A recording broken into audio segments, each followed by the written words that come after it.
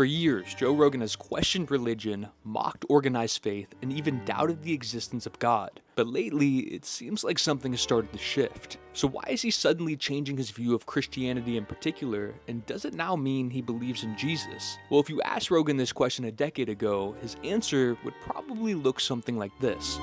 If you think that the only way for a person to have ethics or an understanding of each other or compassion for each other is to rely on ancient myths that are easily scientifically disproven, well, that's what Christianity is. No, and in the following years, Joe would maintain this more negative view of religion, reducing it to not much more than just a moral guidebook for illiterate and primitive people of the time. But sometimes he'd go even deeper than that, and he'd end up wrestling with these much more cynical ideas of religion, especially surrounding the question that it's just one big massive cult. Well, I What do mean, you you'd have call to a define cult? it. Yeah, you'd have to define I cult. think that's way off because I think there's like 1 billion Catholics.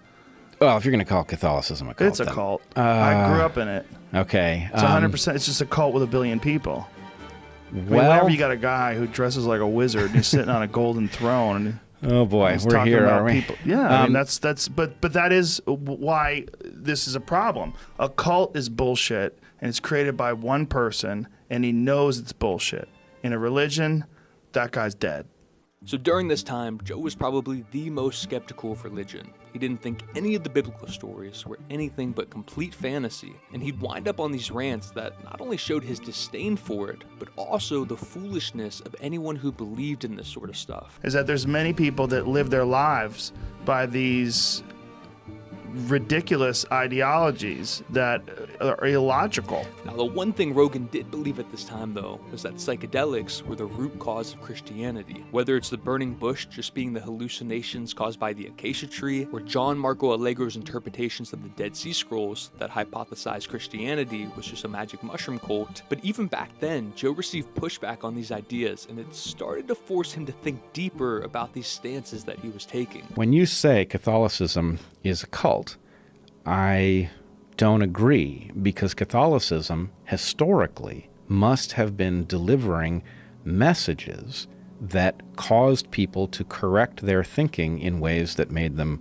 collaborate more effectively, that made them better able to find the opportunities in their environment. I can say I believe for sure is that religions that have stood the test of time did so because their value to the people who believed in them was so great that those that disbelieved were outcompeted. As the years went on, Rogan encountered more and more people on the podcast who would tell him about these miraculous encounters they'd had that had brought them closer to God. And one of my personal favorites is Rampage Jackson's story that made him a born-again Christian. I went through this crazy religious thing where I got born again first day of training camp. Whoa. Yeah. One day I just had this crazy dream, and I was at home, and it seemed like it was a devil in my chest with his hands like this. I'll never forget having his hands in my chest, and it had some female spirits around, and he was saying, "It's okay, it's okay, it's okay." And I was like, just laying there in my dream, and I heard a voice said, "Do you know this man?" I was like, "No." And he said, "Well, you're not okay." "Well, it's not okay." I said, "Oh," and I jumped up, and I went to go. I was scared as fuck. You know, I'm a big bad motherfucker, fucking people up, and I was scared. And I went to go wake my son up, and he said he was dreaming. So my friend finally got out of him. He said when my dad woke me up, God and the devil was fighting, and God hit the devil with the sword. And when I woke him up, he just did like this, just purged a lot of white pus out of his mouth. What? Yeah, crazy, true story.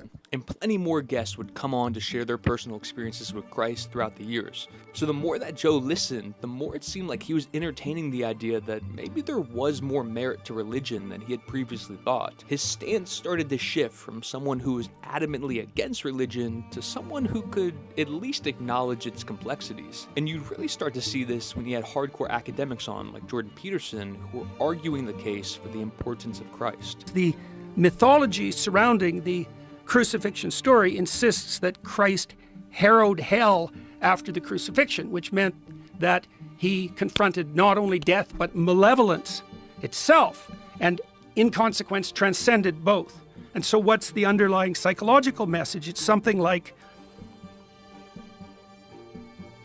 the calling and the voice of conscience informing people that in order to thrive properly in life and to become who you could be, if you could be everything you could be, you have to voluntarily take on the weight of the worst life has to offer, including the depths of malevolence. After having so many conversations on this topic, it seems like Joe had started to turn a corner, where he was no longer just going to reduce religion down to a cult that only fools believed in, but he started to become curious about the deepest and most complicated aspects that formed the basis of religion, and the biblical stories that he once thought of as fantasies that were being used to control the masses now started to become this fascinatingly complex universal truths that have resonated for thousands of years. And many of his oldest concerns that he was basing his skepticisms on are now being answered. I mean, because Christianity, at the end of the day, with no proof, everything is mythology. Everything. With no proof.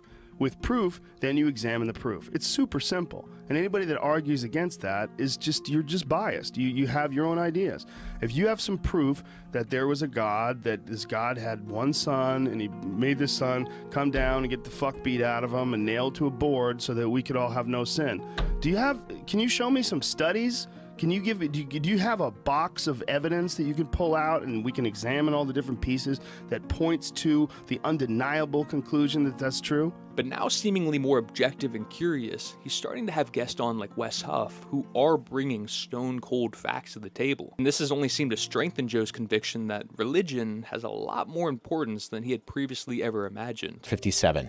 So that's a genuine Egyptian papyri that I made. I cut it out for you, and then I transcribed the text on that manuscript. So when we're talking about what is potentially our oldest evidence for the New Testament, this manuscript that most likely comes from Oxyrhynchus, Egypt, is the one that usually is universally accepted as our oldest one.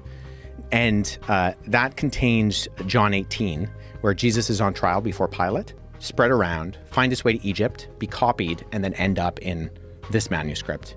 Wow. Which means that at minimum, you've already pushed the Gospel of John back into the first century comfortably, and potentially even, like, most likely into the lifetime of the eyewitnesses of these events. And so all of the literature up until that point from the scholarly consensus about the dating of the Gospel of John gets totally rewritten.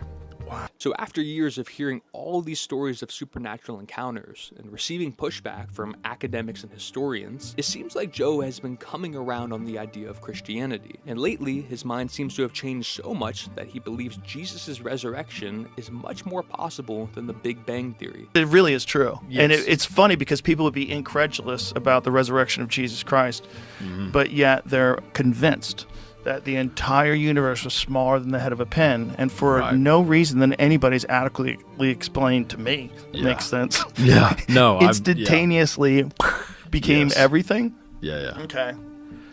I can't buy that. Now, this is a stance Joe definitely wouldn't have taken a decade ago, but it seems like the more he learns about Christianity, the more he's coming around to the idea of it. And I'm sure he'll always still consider that this might be a simulation, or we've been genetically modified by aliens, and that's fine, because that makes for some of the most entertaining conversations. But it's refreshing to see him explore the idea of religion in a much more level-headed way. Hope you guys enjoyed the video. If you guys want to see more videos like this, please like and subscribe, and let me know in the comments what you guys want to see me cover next.